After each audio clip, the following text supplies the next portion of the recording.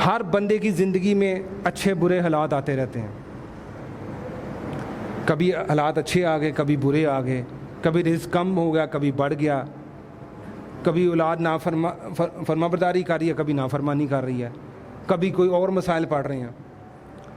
اب یہ چیک کرنا کہ جو میرے حالات بدل گئے ہیں, اچھے تھے تو برے ہو گئے ہیں, برے ہیں تو اچھے ہو گئے ہیں, تو کیا مجھے کیسے پتہ چلے کہ میرے حالات بدل گئے ہیں تو یہ اللہ کی رحمت ہے یا اللہ کی زحمت ہے؟ یہ میرے لیے قابل رحمت ہے یا قابل زحمت ہے؟ یہ اس کا معیار کیا ہے, اس کو بھی ذرا دیکھ لیں. اگر آپ کے حالات کمزور تھے دنیاوی طور پر, مالی طور پر, کسی بھی حال میں بھی, اور اللہ تعالیٰ نے فراخت کر دیا, کھول دیا, آپ کا رزق کھول دیا ہے,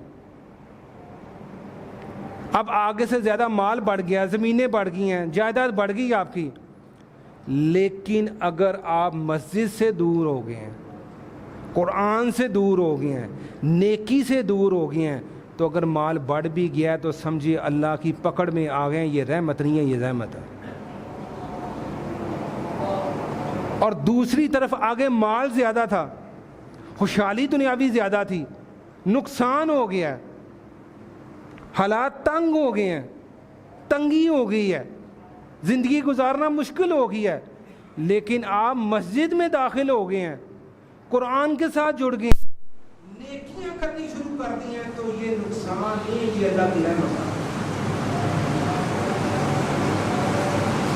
یہ اللہ سبحانہ تعالیٰ نے آپ پر رحمت کی ہے, آپ کے حالات تنگ کر کے اس نے اپنے قریب کر لیا ہے, تو یہ گھاٹے کا سودا ہے کہ فائدے کا سودا ہے؟ لیکن ہمارا معیار کیا ہے؟ ہم کہتے ہیں جس کا مال بڑھ جائے تو ہم کہتے ہیں یار بڑی اللہ کی رحمت ہے تو ہوگی. پہلے جناب 4 ایکڑ سن, آج مربع ہو گیا, پھر مربع سے 2 مربع ہو گئے, اکیلے جانور سن, اکیلے جانور, بڑی رحمت ہے. اور اگر اس کے حالات کمزور ہو جائے تو ہم کہتے ہیں کل لگتا اپنے کسی چیز میں پڑے, دیکھیے نا فلانے تک بڑا آکڑ تھا, تو پھر آئی اللہ کی پکڑ آ گئی.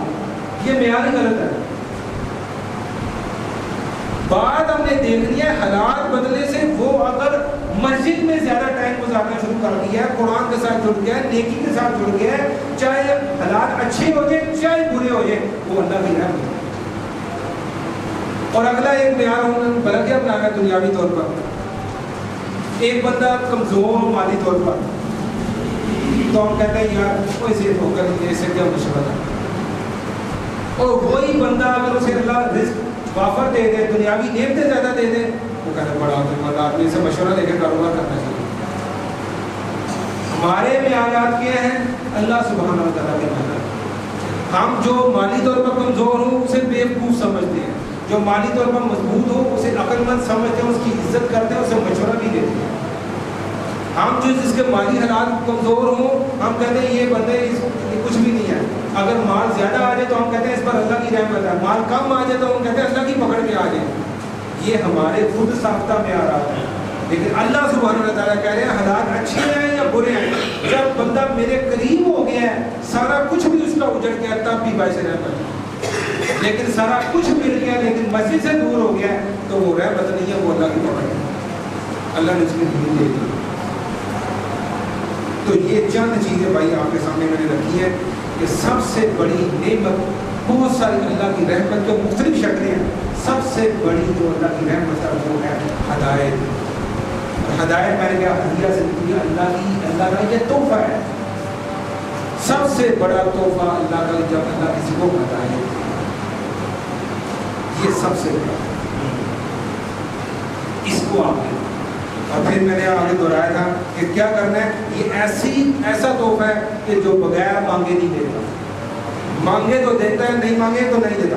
بار بار مانگنے کی ضرورت ہے, بار بار مانگنے کی ضرورت ہے. ہر وقت ہمیں جو سب سے زیادہ دعا کرنے کی ضرورت ہے وہ کہ یا اللہ مجھے ہدایت دے دے, یا اللہ مجھے ہدایت دے دے, یا اللہ مجھے ہدایت دے دے. اور ان ہدایت کو نکھار دیتا ہے. اگر نیت صحیح ہوگی, تما ہوگی, دعا ہوگی, تو اللہ تعالیٰ تھوڑا جتنا بھی ہوگا تو ہدایت دے دے گا. لیکن اگر نیت کی خرابی ہوگی تو جو مرضی کر دیں آپ کو ہدایت حاصل نہیں. اور سورۃ الفاتحہ میں میں نے کہا کہ جمع کا سیکھا استعمال ہوا ہے کہ اللہ تعالیٰ کہہ رہے ہیں نا ہم سب کو ہدایت دے دیں. اس لیے جو بھائی جن کے عقائد درست نہیں ہیں, جن کے معاملات شرکی ہیں, تو ان کے لیے بھی ہم روزانہ سورہ فاتحہ میں دعا کر رہے ہیں. اس کو سوچ کر دعا کیا کریں. اور جب آپ کسی کے لیے دعا کرتے ہیں تو فرشتے آپ کے اپنے پیسے دعا کرتے ہیں. اور کوئی بھی نعمت اگر اس کے ساتھ ہدایت نہیں ہے تو وہ نعمت باعث زحمت ہے اللہ کا کلام. اور میں نے کہا ہدایت نور ایک ہی راستہ, گمراہی کے راستے بہت سارے. جس طرح میں نے کہا کہ جعلی کرنسی چلتی ہے, اس طرح مارکیٹ میں جعلی نیکیاں چلتی ہیں. جعلی کرنسی سے جیسے بچتے ہیں ایسے جعلی نیکیوں سے بچتے ہیں. موڑ دیکھنی ہے اللہ اور اللہ کے رسول کی ہے تو وہ نیکی قبول کر لیں گے اور کرنے کی کوشش کریں گے. اگر موڑ نہیں ہے تو وہ نہیں کریں. میں نے کہا اگر نیت کی خرابی ہوئی, رزق حلال نہ ہوا, بڑے گناہوں سے نہ بچتے ہو تو آپ کو ہدایت حاصل نہیں ہوگی. اور دنیاوی نعمتوں کے ساتھ اللہ کی رحمت, اگر آپ قرآن و حدیث کے ساتھ جڑے ہیں, آپ عقائد, عبادات, معاملات, اخلاقیات کے ساتھ جڑے ہیں تو یہ آپ کے لیے باعث رحمت ہے. اگر آپ دنیاوی نعمتوں کے ساتھ یہ چیزیں نہیں جڑی تو وہ آپ کے لیے باعث رحمت نہیں ہے. اور دنیاوی معیار میں نے کہا کہ کسی کا مال کسی کی عقل مندی کا معیار بنا دیا ہے, اور کسی کا مال کم ہونا کسی کی بیوقوفی کا معیار بنا دیا ہے. لیکن اللہ سبحانہ و تعالیٰ کہتے ہیں کہ مال کم ہو یا زیادہ ہو, وہ اگر میرے قریب ہے, نیکی کی طرف بڑھ رہا ہے, مسجد کی طرف لپک رہا ہے تو وہ اللہ میری رحمت ہے. اگر مال بڑھ بھی جائے لیکن مسجد سے دور ہو گیا, نیکی سے دور ہو گیا تو وہ میری رحمت کے سائے میں. یہ چند چیزیں بھائی میں نے آپ کے سامنے رکھی ہیں, ان کو دیکھیے گا کہ ہر وقت جو دعا کریں وہ کریں گا اللہ مجھے بس یہ دعا, ساری دعائیں مانگیں لیکن سب سے زیادہ ہر وقت جو دعا مانگنے کی ضرورت ہے. اللہ سے دعا ہے کہ اللہ کا سب سے بڑا تحفہ ہدایت ہے.